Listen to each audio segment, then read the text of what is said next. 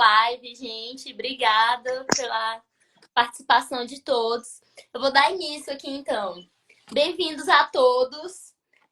Nós somos o Cinema em Movimento, Circuito Universitário, que é uma amostra de filmes que acontece nas universidades federais e nos espaços públicos. O Cinema em Movimento tem como objetivo levar sessões de filmes gratuitas, seguidas de debate. Esse projeto ele é realizado pela Petrobras e pelo Ministério de Cultura do Governo Federal. Nessa edição, ela acontece tanto de forma presencial quanto de forma online. As exibições serão sempre gratuitas. O link do filme ele é disponibilizado no fly que a gente faz dias antes para vocês estarem assistindo. Hoje a gente vai estar debatendo o filme Rio Negro com a nossa debatedora Deise dos Anjos. Eu vou apresentar a Deise aqui para vocês. A Deise, ela é professora de Sociologia e antropóloga. Ela é agente cultural e gestora pública, especialista política de promoção de igualdade racial na Escola Técnica de Referência em Educação para Resoluções Étnicas. Calma aí, gente. O currículo da Deise é muito grande, eu acabei me perdendo. Relações étnico-raciais. Sim, e Educação Escolar Quilombola da SEDUC do Tocantins. A Deise, ela também é conselheira estadual da Igualdade Racial, pesquisadora do NEAB, do IFTO, do Campus de Palmas e do Mensi Memini, esse nome aqui, da UFMA, do grupo de Imperatriz e presidente estadual do Uninegro aqui do estado do Tocantins. Vocês viram que a Deise aí, ela tem um currículo gigantesco. E logo quando eu vi esse filme, Rio Negro, eu não pensei em outra pessoa para estar debatendo esse filme sem ser a Deise, pelo conhecimento que ela tem, que é enorme, é uma debatedora, já está há muito tempo no movimento negro aqui no estado do Tocantins. Hoje a gente vai dar início, né, ao nosso debate. Quem não assistiu o filme, espero que possa ver depois. É só seguir as redes da NPC Filmes, onde tá todos os links disponíveis dos filmes para você estar assistindo. E também todas as informações do projeto Circuito em Movimento. Deise, eu queria iniciar contigo falando sobre como o filme ele vai abordar, né, esse projeto civilizatório que aconteceu no Brasil ali depois da abolição da escravidão, que o Brasil ele entra nesse processo de Brasil República, como essas famílias, né, tipo, negras, são tiradas dos seus espaços e trazer um pouco aqui também para o nosso estado do Tocantins, né, tipo, como é feita essa Nossa, travei. Como é feita essa desterritorialização dessa população, dos seus espaços, onde elas perdem suas raízes, suas culturas, suas identidades, são mandadas para outros espaços. Eu queria que tu falasse um pouco sobre isso. Boa noite. Primeiramente, muito obrigada pelo convite. Esse projeto é um projeto que eu tenho um carinho especial, porque eu fui agente mobilizadora do cinema nas redes aqui no Tocantins, no período pandêmico, e todas as lives ele aconteceu exclusivamente online, né? Foi uma experiência feita pela MPC Filmes e pelo ICEM. O filme, ele aborda umas questões que para nós tocantinenses, para nós que estamos próximos aqui de Brasília, que é justamente o apagamento, tem um autor que chama, né, Sueli Carneiro, que ela fala em epistemicídio, e esse epistemicídio, esse apagamento das formas de ser e de viver da população negra, nesse estado, e aí o Rio de Janeiro, o Rio Negro, ele é um espaço histórico para o país importantíssimo, né? Tem uma referência dos historiadores, dos pesquisadores, eles falam da importância do Cais do Valongo, né? Do Cais do Valongo, que recebeu nas Américas nas Américas, que foi o maior espaço físico de recebimento de pessoas escravizadas, naquele momento, os africanos. E essa cidade do Rio de Janeiro, ela não ficou inerte, né? E apesar das iniciativas externas, a população negra que permaneceu, sejam eles na forma, né, naquela conjuntura de escravos, ou depois, né, escravos de ganho, ou que ali conseguiram, né, em algum momento se alforriar, eles fizeram um processo de resistência.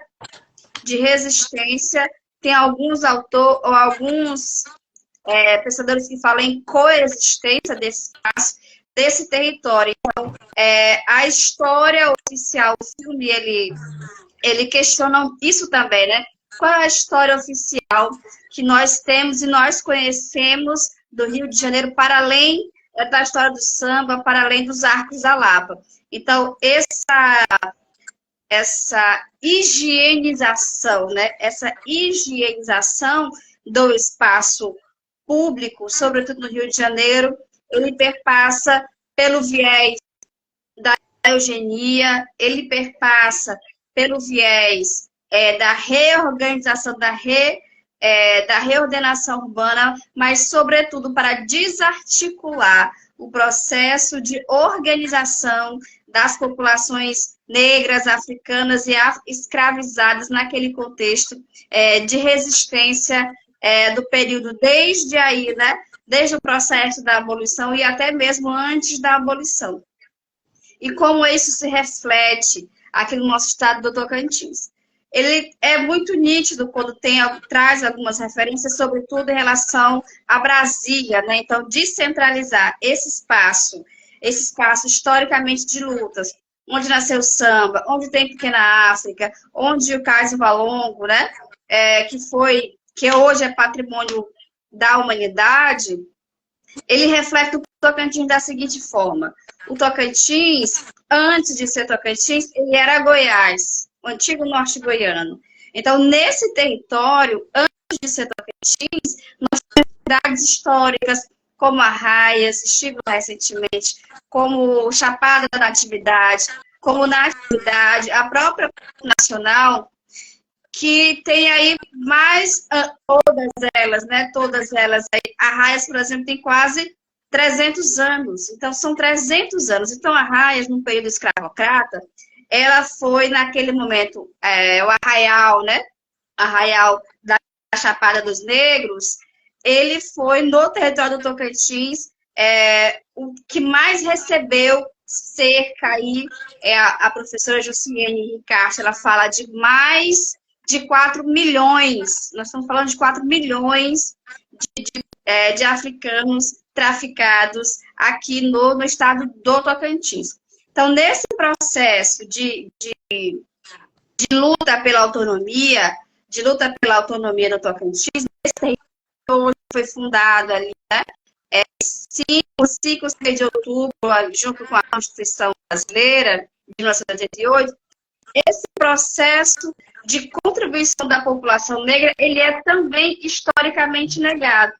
Então, as organizações sociais que surgiram naquele período, seja de mulheres, de gangue, seja de homens trabalhadores, né, que existiam diversas formas de trabalhar naquele período, não só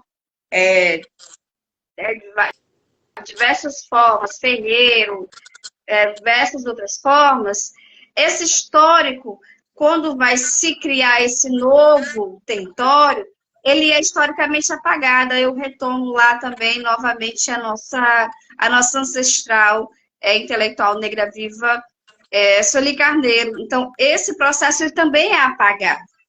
E ele é apagado de uma forma extremamente violenta, porque tanto Palmas como Miracema, que foi a primeira capital, e nós temos aí Itaquaruçu, que é um território dentro do território tocantinense, eu ia falar Marabá, sou de Marabá, esse território tocantinense, ele é relegado, é a primeira capital, mas depois que transfere lá para para Miracema, que foi a primeira capital do Tocantins, enquanto Palmas está sendo construída, entre aspas, no lugar. E aí o filme faz essa referência, e é importante a gente fazer essa referência de Palmas e Brasília, no meio do nada. Que nada é isso? No meio do nada, com referências a Brasília, com referências arquitetônicas de Brasília, que é justamente para desconectar dessa história, desse processo de lutas e resistência da população negra, da população tradicional, no caso do Tocantins também, não só da população negra escravizada naquele contexto, mas também das populações indígenas que fizeram aí frente ao processo colonizador. E aí tem um novo conceito, né, mais recente, que é gentrificador. Nessa gentrificação, você vai empurrando a população, você vai empurrando os verdadeiros, entre aspas, né, com muitas aspas, os pioneiros, e os afastando para a margem da sociedade. Então, essa justificativa do Rio de Janeiro ser essa quantidade, né, de favelas, de ir para os morros, ele é um resultado de uma tomada, de várias tomadas de decisão. E aí, os documentários falam sobre isso, de várias tomadas de decisão para afastar a população negra, a população africanizada, que africanizou o Rio de Janeiro, apesar das investidas do Estado, e esse produto, hoje, ele está, para além do processo histórico, na contemporaneidade, relacionado à organização social das favelas do Rio de Janeiro.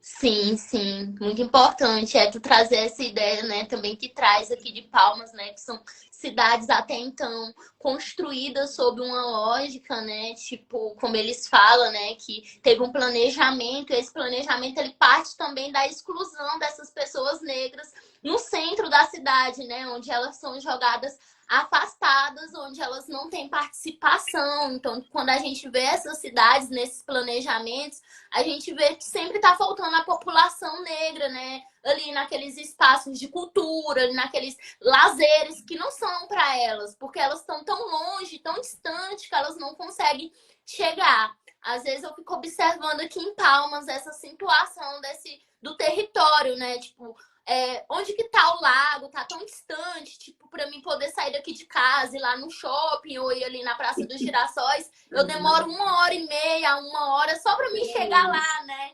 Então são espaços assim que não é colocado para a população estar participando. Esse documentário ele vai entrar por várias camadas também, que é a questão da identidade, racismo, o tal da democracia racial, que ele também vai falar dessas transformações urbanas. E tem uma parte que me pega, que é no começo, né? Que é uma fala que ele fala que o projeto da República sempre não foi ter projeto para a população negra, né? Foi excluir a população negra da sociedade. Eu queria, Deise, que você comentasse um pouco sobre essa questão, né? Como o documentário ele vai contribuir para a gente olhar com outra perspectiva a partir desse lugar, né? Desses projetos que foram feitos para tirar a população negra, para excluir, para ainda estar nesse genocídio que a gente está hoje. Não esquecendo, né, que tipo, a cada 23 minutos ainda é um jovem negro que está ali, que está morrendo, tudo mais. E é interessante porque, vamos imaginar milhões, milhares, né, de africanos nas suas diversidades. O filme ele traz isso também, né? Essas diversidades. A gente fala de africano de forma genérica, mas ele fala assim, da contribuição das diversas nações africanas ao que o Rio de Janeiro é hoje. E, apesar do dado do genocídio que o filme traz, e essa questão da criminalidade, o filme ele começa com a bandeira do Abdias de Nascimento. Quer dizer, essa disputa de narrativa. Quer dizer, apesar desse projeto de poder que não considerou a população negra, aliás, naquele momento nem era, né? No pós-abolição, a partir ali do dia 13 de maio, com, entre aspas e muitas aspas, né? A abolição da escravatura, o projeto de sociedade, que é o reflexo da nossa hoje, era simplesmente excluir essas pessoas do convívio humano. E o filme ele traz uma reflexão que essa resistência ela foi acontecendo muito organicamente no espaço urbano. Quer dizer, ele vai falar, né, do próprio samba, eles vão falar, né, da própria capoeira, eles vão falar, né, e aí tem uma filósofa que vai falar dessa resistência contemporânea, que é o próprio samba, né? O que é o samba enredo? As escolas de samba. Então, eles se reinventaram, né? Sim. Apesar do processo de escravização e depois o processo também da abolição. Então, esse movimento, ele não aconteceu de forma pacífica, como o mito da democracia racial quis vender e, de certa forma, né? A partir do projeto de poder ali da década de 30, com o Getúlio Vargas, que era, né, naquele contexto, naquele momento, responsável pelo Brasil, e teóricos ali como Gilberto Freire. Então, em certa medida, deu certo. No entanto, como o filme ele já entra com o quê? Ele entra com a revolta da Chibata, que aconteceu depois do processo da abolição. Quer dizer, apesar da abolição, apesar da assinatura da Lei Áurea, os marinheiros ainda continuavam recebendo as chibatas e as chibatadas. Quer dizer, mesmo com a lei ali, os processos, os castigos severos ainda aconteciam, né? No campo dessa grande revolta brasileira, que foi a revolta da chibata, que aconteceu no Rio de Janeiro. Há exemplo de outras também que aconteceram no Rio de Janeiro. E ali também traz a bandeira pintada, uma obra de arte de um outro artista pensador, que é o Abdias do Nascimento, que a nossa bandeira brasileira atual, contemporânea, ela é uma junção, né, de vários elementos geográficos, com o nome Ordem e Progresso, que é um pensamento sociológico, né, positivista, né, do Auguste Comte. Ali é um conceito sociológico que tem na nossa bandeira. No entanto, Abdias do Nascimento, ele disputa essa narrativa. Ele vai colocar ali elementos do Orixá Oxóssi e coloca lá o Quearô e a flecha lançada. Então, essa disputa de narrativa, essa disputa de poder, apesar das investidas e em certa medida bem-sucedida do Estado, ela não aconteceu de forma pacífica. Então, o Sibeli fala que houve, sim, resistências, e essas resistências elas acontecem até hoje. Inclusive, tem um filósofo, um pensador, Antônio Simas, que historiador, ele vai falar sobre essa questão até do sincretismo religioso. Inclusive, ele traz alguns elementos para a gente repensar esse sincretismo religioso, porque o Rio de Janeiro, ele é a cidade, né, de São Jorge. Então, a gente também precisa repensar alguns elementos dessa resistência, e essa resistência ela aconteceu em vários espaços, em vários ambientes, inclusive com as religiões de matriz africana, sobre vários aspectos, sobre vários elementos também. Sim, eu ia agora falar para a gente comentar um pouco sobre isso, a questão das religiões de matriz africana, já que é algo que a gente pesquisa em comum e tu é praticante da religião. Essa questão, né, que o filme ele também traz a questão das religiosidades de matriz africana como um elo que une aquelas pessoas, né? Tipo, eu tava estudando esses dias e daí, tipo, pensar a religiosidade de matriz africana como esse elo que une para lutar para resistir a esse sistema colonial, né? Tipo, como essas pessoas, elas se juntam, tipo, de diferentes religiões, né? Porque, como você já citou no início, falar de pessoas vindo da África é falar de diversas etnias que pararam aqui no território, cada uma com a religião, com costume, com hábitos, totalmente diferentes um do outro.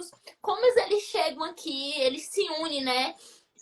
Até então, a religiosidade lá na África, ela parte do conceito, né, que a gente vai trabalhar, que é sobre a questão da ancestralidade, e que essa ancestralidade ela é totalmente perdida, porque eles são separados, né?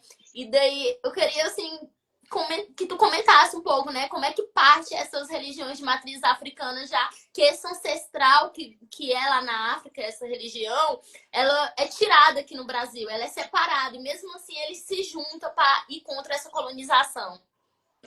E aí falar das religiões, das afro-religiões, das religiões de matriz africana, que é esse conceito mais recente, é falar de diáspora.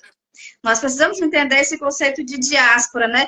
Esse novo Brasil, essa nova África que surgiu ali forçadamente no nosso Atlântico. Tem um outro filme também chamado A Escravidão. Ele começa, né, do Renato Barbieri, que ele fala assim, que é bem interessante, que o Atlântico é um grande cemitério. É um cemitério, né? Imagina, os que conseguiram chegar vivos nos tumbeiros, nos navios negreiros, eles chegaram, mas também morreram milhares de africanos que vieram com a roupa do corpo. Então, imagina, que corpo, né? Então, você imagina a recriação desse território em diáspora, e que você é filho de reis, rainhas, você tem um sistema avançado, né? De política, de organização social, boa noite, de organização social, de trabalho, de universidades, de descobertas, né? De Egito, de várias organizações sociais, a níveis, assim, de organizações de exército, e você é relegado, escravizado, a situação de coisa, né? Você está num patamar social e nesse processo você é relegado a coisa. Nesse processo de ser relegado a coisa, a coisificação do corpo, da mentalidade, né? Da mentalidade não, do corpo africano, eles não conseguiram escravizar a mente e aquilo que o africano, no processo mesmo, né? Essa ressignificação no processo diaspórico, ela aconteceu lá dentro dentro do navio negreiro. Ele não acontece aqui só no território brasileiro. Quando eles são aportados, aqui no território. E aqui, esse processo, ele acontece, né? No porto de lá do Cais do Valongo, ele acontece lá em Pernambuco, ele acontece também lá em... Ai, teve... Eles também vão para Cuba, eles vão para essa área da América Central, eles vão para o Haiti. Então, esse processo de resistência nas Américas, ele tem novos significados, né? Então, em Cuba, nós temos, a partir do processo, né? Nós temos a santeria cubana, que é muito específico. Nós temos lá, naquela região, a santeria cubana. Nós temos o próprio Ifá, que é iorubano, né?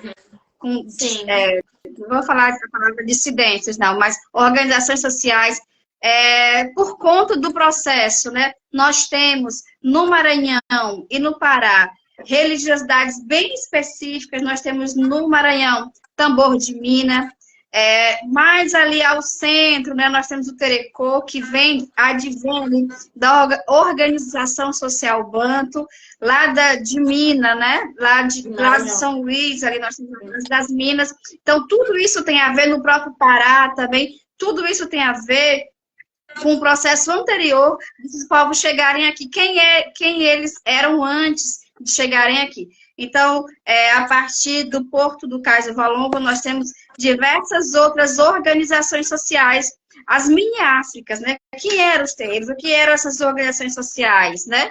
Políticas, extremamente evoluídas, que são as comunidades tradicionais de matriz africana. É a recriação do território, no território africano, em outro lugar, né? Recriação de África. Então, além do processo, né, de termos ali o candomblé, que ele existe no Brasil, Queto, Nagô, e outras formas, nós temos, e ele se encontra aqui em território brasileiro com a pagelança, com o xamanismo, a gente não pode nunca esquecer disso, né, dos nossos ancestrais indígenas, que já praticavam e professavam ali a sua fé, e nós não podemos também esquecer do berço da Umbanda, e o filme fala sobre isso, né? E aí tem essa carga ancestral muito forte também, de o Rio de Janeiro, ele ser esse lugar também de nascimento da Umbanda, que é uma religião afro-brasileira que nasce, que ela não é só de memória, né? Então, ela é também relacionada a esse espaço, que também demarca outro lugar racializado, que é disputar essa narrativa do espiritismo branco, kardecista, de aceitar outras matrizes culturais no processo também de incorporação, de incorporação, de culto, de ancestralidade. Então, o nosso país, o Brasil, ele tem uma diversidade de religiões de matriz africana, e o Rio de Janeiro, né, pelo processo histórico dele, ele é um lugar muito simbólico para nós, nesse sentido também. Na contemporaneidade, nós temos grandes nomes e grandes senhoras, que, por exemplo, Mãe Beata de Iemonjá, nós temos a Mãe Meninazinha de Oxum, tá? Todas no Rio. Além delas, nós temos João da Gomeia, que foi um grande babalorixá, um grande tatalorixá, no caso, né? Ele é de Angola, foi de Angola. Então, nós temos grandes referências ancestrais aí, que até hoje, né, no caso da Mãe Beata de Iemonjá, ela faleceu, mas o filho, o babá Adailton Moreira, ele permanece com o legado, e a mãe Meninazinha de Oxum está aí. E também no Rio de Janeiro, como processo histórico de resistência, o próprio Babalaô, Ivanir dos Santos, que é uma grande referência nacional e internacional, iniciado no Queto, depois iniciado, né, para Ifá na Nigéria. Ele é uma grande referência na luta contra a intolerância religiosa. Então, no Rio de Janeiro, acontece a caminhada pela diversidade, em respeito à diversidade religiosa, que está, se não me engano, na 17ª edição, e acontece ali pelos meses de setembro, no Rio de Janeiro, na grande caminhada. E essa grande caminhada, ela reúne matrizes, não só de matriz africana, mas de outras manifestações religiosas no Brasil, evangélico, Santo Daime, católicos, mormons. Existem várias outras denominações religiosas que se juntam nessa caminhada, que é protagonizada ali nas calçadas do Leblon, no Rio de Janeiro. Sim, sim. Nossa, bem interessante essa tua fala das religiões, né, desse período de resistência. E também trazendo, assim, essa questão que tu falou da Umbanda, né, que acontece esse branqueamento de aceitação, né, tipo, com o espiritismo, que é uma religião alemã, tudo mais, e tudo isso. O documentário, ele vai trazer várias partes, assim, que causam impacto, assim, na gente, né? Tipo, eu já até falei que a minha foi aquela frase, né? Que o projeto da República não foi ter projeto para a população negra. E eu queria que tu falasse a qual parte mais te impactou, assim, do documentário.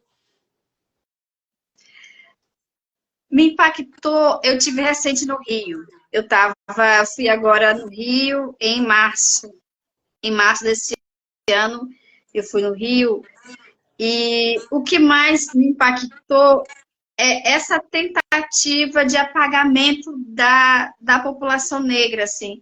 E eu estava andando ali, eu fui andando, eu passei a pé pelo Arco da Lapa, eu fui lá, tirei foto lá no Santuário do José Pilintra, né, que esse é o lugar. Inclusive, no Rio de Janeiro, tem um dia específico para o seu José Pilintra, aprovado, né, na Câmara Municipal do Rio de, ia falar de Palmas, do Rio de Janeiro. E o que mais me impactou foi isso, como aquela cidade também resiste. Quer dizer, na Lapa você tem um santuário do Zé Pilintra. Então, por mais que o projeto de apagamento das sociedades, ele não foi bem sucedido. Então, uma das frases que mais impactou foi da Helena Teodoro, quando ela vai falar que da recriação do samba enredo, o que é a escola de samba?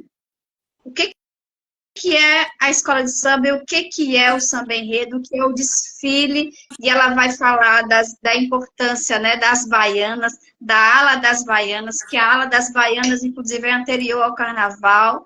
Então, eu consegui relacionar a, a minha viagem recente e ver o quanto que esse rio ele é pulsante, apesar de tudo que fizeram. Então, a fala da professora Helena Teodoro, da filósofa Helena Teodoro, me pegou bastante, porque é o tanto que nós somos resistentes e quanto que nós coexistimos, apesar da violência do Estado. Então, o povo ele resiste apesar do Estado. Tem um antropólogo, Pierre Clastres, que ele fala as sociedades contra o Estado. Então, a resistência ela acontece e vem acontecendo. E os sambas, as escolas de samba, então eu fiquei muito assim emocionada, porque a partir da fala dela e dessa correlação, eu vou olhar, estou olhando a escola de samba sobre outra perspectiva, dessa resistência, dessa recriação do território africano e fora de África, para além dos terreiros, para além dos quilombos, para além das favelas. Então, a escola de samba como algo bastante especial nesse processo de resistência. Então, a Helena Teodoro, ela pegou no meu coração bonito naquela hora, assim. Essa tua fala também me lembra, esses dias eu estava fazendo uma palestra e daí eu trouxe isso para os alunos, né? Tipo, como desde quando a gente pisou o primeiro dia aqui no território brasileiro, eles tentam nos matar, excluem nossa história, tipo, apagam, nos submete a situações assim de extrema violência, e como a gente está até hoje aqui resistindo, né? Como somos maioria da população. O povo negro ele tem um dos projetos, né, do povo negro é esse, né, se organizar para resistir, se manter ali vivo, né, tipo, os alunos, eu trouxe até para eles um caso, né, que eu tava vendo esses dias, né, de como o racismo, ele às vezes modula, mas ele é o mesmo que a gente prestar atenção, e daí eu trouxe para eles o caso do Delfino, né, comparando com o caso do Anderson, que aconteceu em 2019, que foi 2 homens presos, um no Brasil Império, que foi preso mesmo sendo um homem liberto, e o Anderson, que foi preso em 2019, procurando um trabalho, também sendo um homem liberto, né? Sem justificativa nenhuma. Então a gente vê que o tempo passa e o racismo, as coisas continuam a mesma, e a gente continua aqui, resistindo, resistindo, resistindo. E é foda, né? Também resistir o tempo todo, né? Tipo, às vezes até me pergunta até quando isso vai ser assim, até quando a gente vai viver em paz sem esse mal que assola a sociedade. Então, Deise, eu acho que eu finalizei aqui. Se tu tiver mais alguma contribuição. E aí eu tenho um conceito que eu gosto mais do que resistir. Porque imagina o Estado ele criou leis para impedir o acesso culturais, né? O samba, a capoeira, era o vadiagem, né? Você vê negros reunidos, era poderia ser preso mesmo depois de liberto. E aí, depois disso, né, o Estado investiu para que os migrantes alemães, italianos,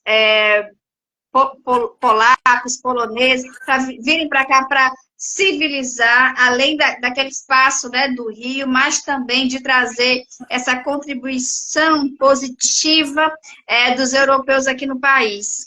E aí, esse projeto deu errado, né? Esse projeto deu errado. Nós somos a segunda maior população negra do mundo, depois da população da Nigéria.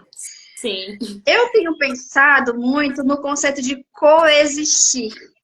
Quer dizer, se você entende, e aí ele fala, o Antônio Simas fala sobre isso, né? Se você entende que existe uma única forma de existir, e essa forma ela é hegemônica, esse processo que vai disputar a narrativa, ele vai no sentido contrário, ele vai resistir àquilo que está em cima e àquilo que está embaixo. Agora, se a gente pensar no conceito de coexistência, o que é coexistir? Que o sistema está aqui, racista, escravocrata, e nós que resistimos, que estamos aqui, que passamos por todo esse processo e estamos, apesar das dificuldades, não existimos, nós coexistimos.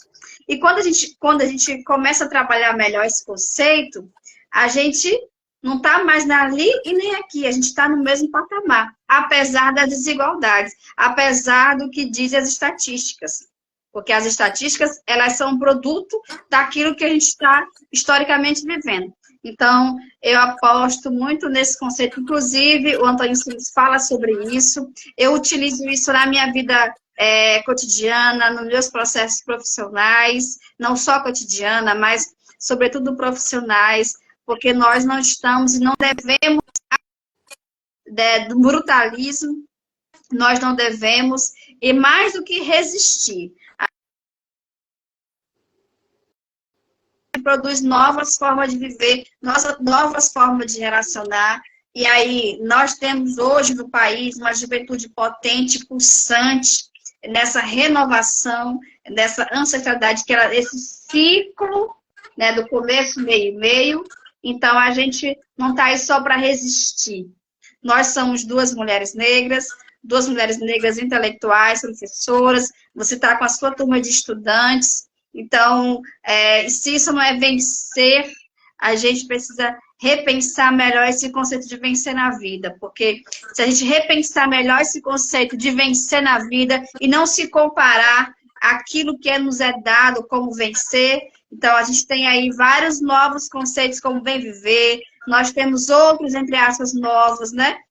Que a gente pode, em pé de igualdade, apesar dos dados, apesar das teorias que avançaram aí no nosso cotidiano, a gente tem total capacidade de entrelaçar e dizer que nós resistimos e hoje nós temos condições sociais, intelectuais e humanas de criar novas redes de coexistência. Então, muito obrigada o convite. Eu não sei se era isso que você estava esperando, se a audiência estava esperando esses debates dessa forma. Eu sou bastante conceitual, eu trago bastante referências, porque a gente tem que aproveitar cada espaço, cada momento, e nós, que somos resultado, né? Eu, você, os estudantes, nós somos resultado de uma luta histórica. Eu, você e outras mulheres e meninos negros, nós não podemos, no nosso momento histórico, recuar. Nós não podemos recuar e assumir esse legado, assumir esse bastão e entender que uma mulher profissional, uma mulher que tem as suas qualificações profissionais, muitas mulheres lutaram para que gente como eu, gente como você, fôssemos tratadas e respeitadas socialmente. Então, na nossa hora, a gente tem que valer tudo das pessoas que morreram para que a gente pudesse falar numa live como essa, uma live, entre aspas, simples, mas de bastante significado, e vai ficar salva para quem tiver. E eu estou à disposição nas minhas redes sociais, pessoalmente também, para continuar contribuindo com o meu capital intelectual, humano e cultural também. Muito obrigada. Gente, Deise, muito obrigada por ter aceitado, estar participando dessa live com a gente, estar apoiando o projeto, acreditar no projeto. Obrigada mesmo, não sei nem como agradecer esse intelectual todo que tu passou, essa transmissão de conhecimento. Todos foram muito válidos, eu acho que todo mundo aqui aproveitou bastante. Nossa, esse último aí foi bastante importante sobre a coexistência. Eu vou buscar pesquisar sobre isso. Acredito que é um termo bem válido, né? Igual tu explicou, coexistir. Só tenho a agradecer mesmo a troca de conhecimento por ter topado participar da nossa live. É isso. Obrigada mesmo. Obrigada, querida. Até a próxima. Sucesso Até nos a próximos próxima. trabalhos de você. Obrigada. Tchau, obrigada. Tchau.